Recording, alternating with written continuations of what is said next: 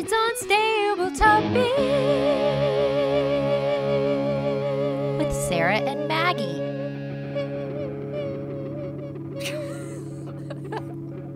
Hey, bestie. Hey, bestie. You know what I'm really excited about? What? Is I'm packing and getting ready to go to the lake with some old friends of mine and spend 2 nights away from the house. I was just thinking about that this week, that this is your weekend away. This is lake weekend. This is lake weekend. We have for the last 3 or 4 years, we've gone down to a lake in Texas and just enjoyed beverages and delicious food. And it's so wonderful. And I can't wait to just be in a little lake house. What a refreshing weekend. What a wonderful weekend. Now, I'm going to ask you, what type of prep work you got to do to go? Whoa. Well, I have to pack, which is something that I like to get done the day before, but that would be today. So I have to get that done today. And then it's actually, I didn't realize this, but I'm leaving Kyle with all 3 of the kids, which is, fine. 2 nights though is tricky, 2 nights is difficult with 3 kids and 1 parent. But we also have soccer, and I accidentally signed up for snacks for this weekend for both teams. And it's the photo weekend. So both kids have to get their photos taken, snacks brought, and also have games for the 2 big kids, while also carrying around Robbie, who is in a monster phase. He is just like a huge monster right now. So I am very appreciative that Kyle is a super dad and is taking this on while I go and sip Chardonnay on a lake. What an amazing dad. Truly. What snacks, though, are you going to prep for him to take? I'm going to Sam's Club after this. I'm going to get some, because it's for both kids' teams. So, I'm going to get orange, like those little clementines, because I don't feel like orange slices, the traditional high school sports snack. I don't feel like, they're 3 and 4. So I don't think like those teams want orange slices. But I'm going to get some clementines. I'm going to get some goldfish. I'm going to get some juice boxes. And last weekend, one of the parents put them all in little Ziploc bags so the kids just grab and go. And I was like, that's pretty smart. I might do that. That might be some good prep. Yeah, when Walter was playing basketball last summer, one of the moms brought all the stuff in like those little paper lunch bags and just handed them out. And kids, I'm like, this is genius. Yeah, because then you're not like, I have to give you a snack. I have to give you a goldfish. I have to give you an orange. I have to give you a juice box. It's like, take it and go. I'm so grateful for the moms that go before us that do these types of things. And we're like, okay, I'm taking note. And then some mom that comes after me will be like, I'm going to take note. It's like you pass it down. Exactly. Hand down, hand up type of thing, And that's one of the nice things about this lake trip, to bring it full circle, is that some of the moms have older kids. And so I hear their stories of parenting and I'm like, noted that you handled that perfectly. And I will just copy paste. And when that issue arises with my children, I will remember this moment. It's like a great advice weekend. I love that. I will not be at the lake. I know. You are invited. I always. know. I was invited. And that's so kind of your friends to do that for me, to make me feel included. Because they're amazing. But I am not going to the lake. I will be at lots of activities this weekend. Sports stuff happening. And then also, Maggie, on Sunday, we have our screening at the USA Film Festival. Oh, yeah. And when this airs, we will have already gone. We're a finalist in the shorts competition. All of our friends and family and crew will have gone to this screening at the Angelica to support Blender, the short film Blender, which is also a podcast. If people are like, wow, can't get enough of these ladies, I wonder what they'd be like as fictional characters on a podcast. Well, check that out. Blender. Yeah, I'm excited about that. I've really enjoyed going to festivals with you this year. I have too. It's been one of my favorite things that it's carried over into 2023. I also like, though, you have to think about what you're going to wear. And because there's photos and those are iconic moments. So we Mhm. haven't talked about that, what we're wearing this weekend. Yeah. I don't know. Should we mix it up? Should we wear like dresses? Maybe. I mean, I have 5 things I can wear, without Yeah. having to go buy something. 5 things that don't have like stained. Do you hear that?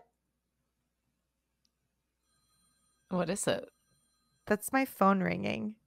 No, I don't hear it. Who's calling you? I don't know. My phone's on Do Not Disturb. It must be an emergency. Look at it. I can't. If I look at it, the camera moves. Well, but if it must be someone who you have that can disturb you. So it must be Jamie. Well, it's fine. I'm curious. You're just going to have to wait till after we're done recording, Maggie. Oh my gosh. What were we talking about? What we're going to wear? You have like 5 things that can fit you or like that you like to wear? I think I might go find a dress. I think that's what I might go do. That'll be fun. Yeah, I'm going to wear a dress too. You're going to wear a dress Let's wear too? dresses. Okay. We're going to wear dresses, guys. So I hope you enjoyed it. In the future us, because this is past. So we're talking to our future selves. I hope we look great in our dresses. Yeah, we're going to look super great. Speaking of looking great, I have a fact for you, Sarah. Ooh, I'm ready for it, Maggie. Okay. The Mona Lisa famously does not have any eyebrows. But according to engineer Pascal Cote, when she was first painted by Leonardo da Vinci, she did indeed have eyebrows. But over the years, the eyebrows have eroded off her famous smug face due to cleaning. She must have been a product of 1998 with the thin eyebrows, and by now they just erode off your face. I remember in middle school, like when you're introduced to plucking your eyebrows. I hate plucking my eyebrows, which is why I let them overgrow because it's like it's a thing now, so they look fine. But they were so thin. Like you get your eyebrows so thin. You remember that? And now everybody of that generation and are like, I don't have any eyebrows. Well, that's because we plucked them off our face. We are Mona Lisa. We are Mona Lisa. Mona Lisa's eyebrows, like the Mona Lisa smile, but we're like very much Mona Lisa's eyebrows. I do remember that too, because I never had thick eyebrows ever because I have this like blonde hair. But even when I was in middle school, I tried to pluck my eyebrows, and then you pluck like one hair and then it looks off balance. So then you pluck another hair and then you're just like constantly plucking hair until you just have these little caterpillars over just like the last part of your eyes, like this front part of your eyebrows that close to your nose was always gone. No, it's a tragic thing, tweezers. But I'm also on the other side of the spectrum. I'm not into covering up your eyebrow look either. What do you mean? Like the Kardashian people, they had like the photos Bleach. with their eyebrows. Were they bleached or was it just makeup over it? I thought they were bleached. Maybe. But was it just makeup? I don't know. But whatever. I would not bleach my eyebrows if you paid me $1 million. I would not. Never say never, Sarah. No, I will. If you DM me and you show me the receipt, you show me the pool of money with $1 million, you know what I'm going to say? No, thank you. Okay, you can, but then please direct your direct message to me, and I will, in fact, bleach my eyebrows. I will shave them off for $1 million. We'll shave them off on public access television. But you already have like blonde. Yeah, but I color them in, so that I have eyebrows. But like drag queens put glue on their eyebrows and then draw their eyebrows on. And I've actually been very curious. Like I've wanted to do that just out of like the interest of makeup. I'm like, what would it look like for me to redraw my eyebrows in a different spot? You would do, so you're an artist, so you would be capable of that. Me, not an artist in that sense. I would look ridiculous. I would love to. What kind of eyebrows? This wasn't my react question, but now I'm making it the react question. What kind of eyebrows would you draw on your face? Like, what's the ideal eyebrow? I like my eyebrows. You have very good eyebrows. So honestly, you have the perfect eyebrows for your face. I wouldn't want different eyebrows. I think maybe just a little bit more like, I don't know, are you supposed to fill them in more? I don't know. Stronger? I feel like they're pretty strong enough, you Yeah, know? they're strong. You have strong brows without them being like strong brows. Strong brows. You know, you have like, oh, look at that. Look at that. Look at those eyebrows. They're nice eyebrows. What is the purpose of eyebrows though? Like when our bodies are created and formed, is it like to prevent sweat from getting in your eyes? Oh, interesting. Is it like I a feel like I built-in still get sweat in my eyes though. But would you get more? And also, do Yeah. you get sweat in your eyes because we've overplucked our eyebrows from the 90s? Ooh, mind if I Google that? Please Google it. Mind if I do a little Google for why do we have eyebrows? Google it. I love that. Okay. Eyebrows are to help keep our eyes clean and clear. They move wetness and sweat and rain away from our eyes so we maintain our sight.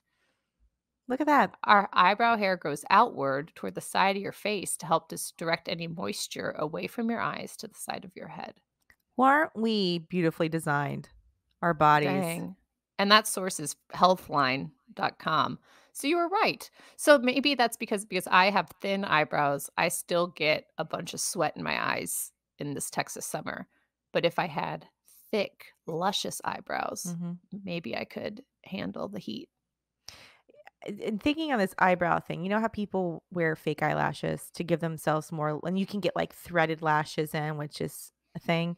Mm-hmm. Do people get threaded eyebrows? Could you put threaded eyebrows on? Like, yeah, maybe. Well, you get microblading, but that's like, isn't that tattooing? Yeah, I think microblading is just tattooing, right? Yeah, but I think that's what people get. Like, but it's not hair. It's not like, because or texture. So if you could get like eyebrow implants to help with the sweat, I would have Eugene Levy eyebrows in the summer. Oh my gosh. I'd just be like, don't sweat in my eyes. Give me Eugene Levy eyebrows. But do you think his eyebrows get sweaty though? Because they're so thick and luscious? That's fair. That's fair. Because during the Texas summer, my first Texas summer, I did buzz my hair because hair in the heat is not fun. I know. I'm worried about the upcoming summer because of my hair. I've grown my hair out and I love my hair long. I think it suits me. I'm in this long phase. I'm here for it. But now I'm like, okay, I got to find a way to get through the summer with my hair long. So it's either going to be up a lot. I know. Ponies and braids and gotta not on your neck. Ugh. Neck sweat. As to earth signs, Sarah and Maggie are always preparing, which is why it's time to play Till Death Do Us Part. Aww, why? The game where they interview potential replacement besties in case the other one kicks the can.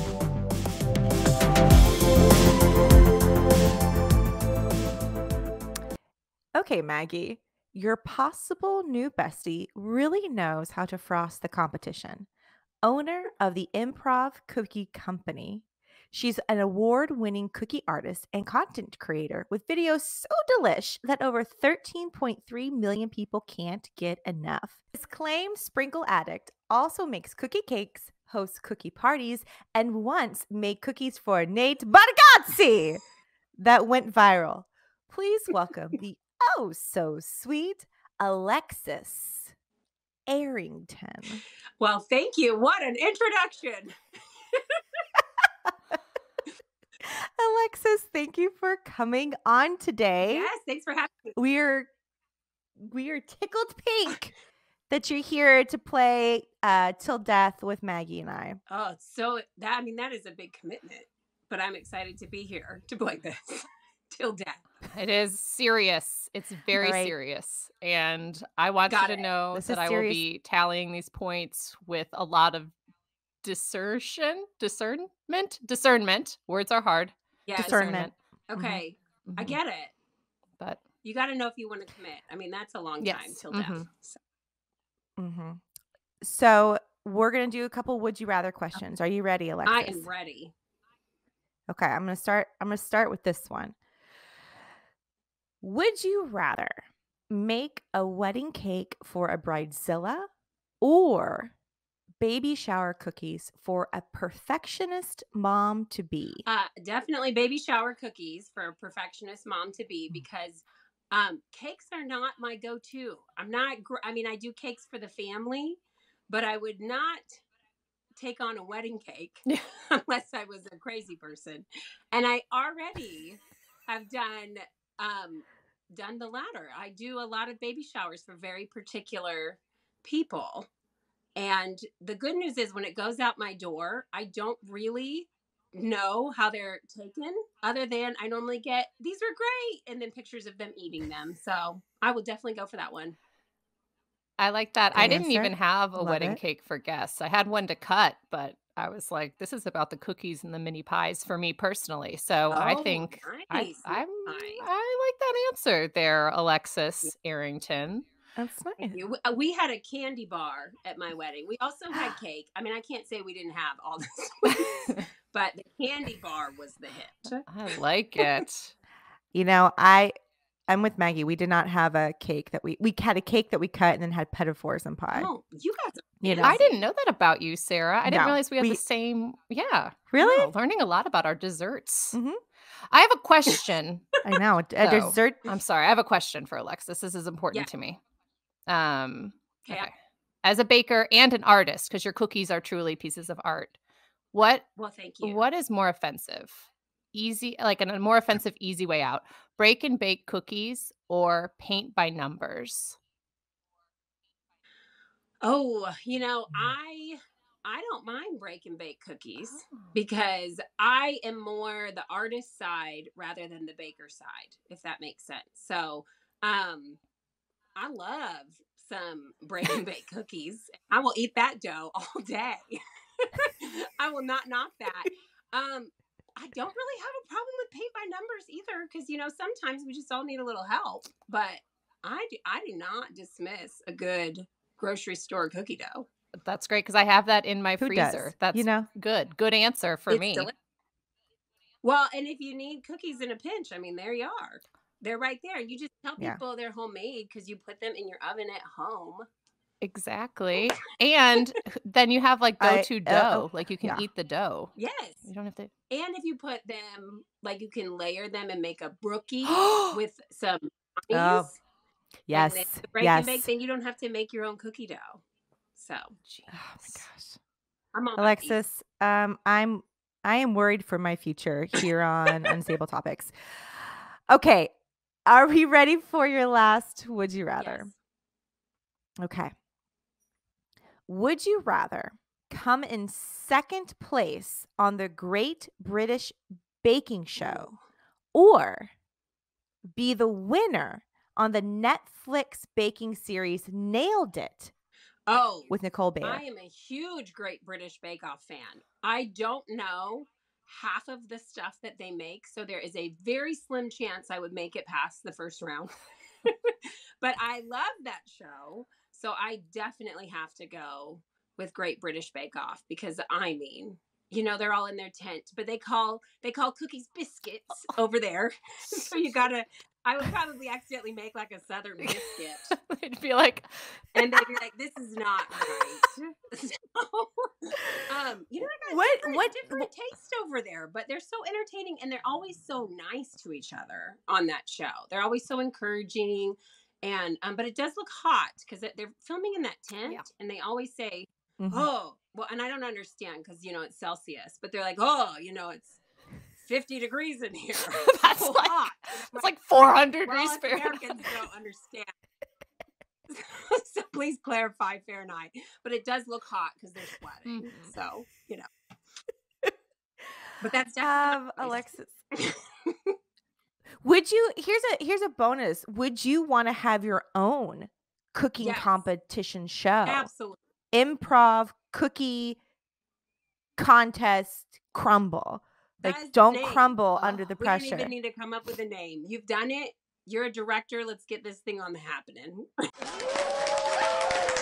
Thank you so much for joining us. If you enjoyed this episode, we would love a review, subscribe, or for you to share this with a friend you think would like it. Or all three of those things. You can do all three and make our day and help us grow.